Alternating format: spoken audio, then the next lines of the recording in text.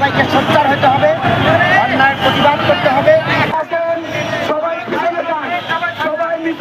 আসসালামু আলাইকুম সম্মানিত দর্শক, আপনাদেরকে জানাচ্ছি সোহরাওয়ার্দী উদ্যানের সেই 19 তারিখের জামাতি ইসলামী বাংলাদেশের মহাসম্মেলনের যে দৃশ্য আপনারা দেখছেন।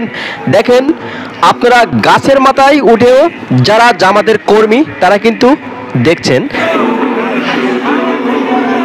প্রিয় বন্ধুরা, আসলে এই জনসমুদ্র গণমানুষের ঢল নেমে আসে ঢাকা সোহরাওয়ার্দী উদ্যানের এই মাটিতে, এই জমিনে আর গাছের উপরে।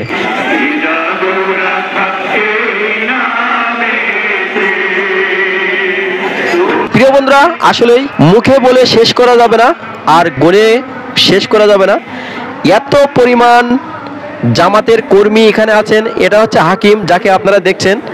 হাকিম সেও কিন্তু এই সোহরাওয়ার্দী উদ্যানের জামাতি ইসলামী বাংলাদেশের যে সম্মেলনের দৃশ্য আপনারা দেখছেন।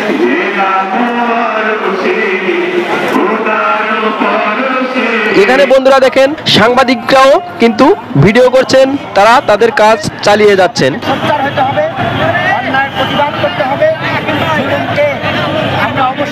প্রিয় বন্ধুরা, এরকম অসংখ্য অসংখ্য সাংবাদিক এবং ইউটিউবার, ফেসবুকার তারা কিন্তু এখানে ভিডিও করছেন। দাড়িপাল্লা ঝুলছে ওপরে, আর ওপরে আরো অনেক কিছু আছে, ড্রোন আছে। প্রিয় বন্ধুরা, কেউ বা আবার মিছিল থামিয়ে সেখানে কিছু ভিডিও করছেন।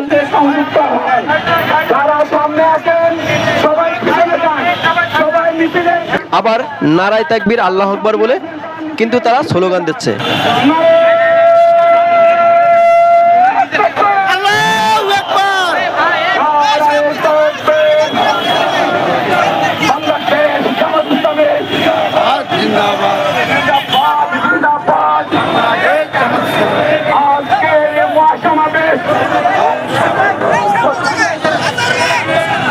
তবে বন্ধুরা, বাংলাদেশ জামাতি ইসলামীর যে গণমানুষের ঢল সারা বিশ্বকে জাগ্রত করে দিয়েছেন এবং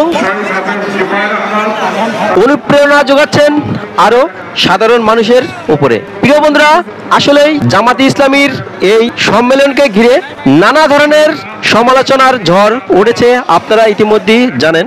ডক্টর শফিকুর রহমান উনি কিন্তু বক্তৃতা দিতে গিয়ে দুইবার পড়ে গিয়েছেন, মানে দুইবার পড়ে গিয়েছিলেন, আপনারা এটাও দেখেছেন।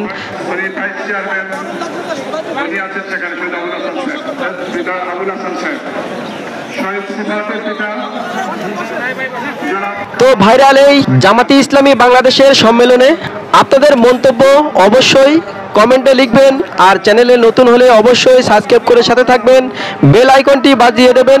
রানা টিভি 10 সবসময় আপনাদের সাথে আছেন, আপনাদের সাথে থাকবেন।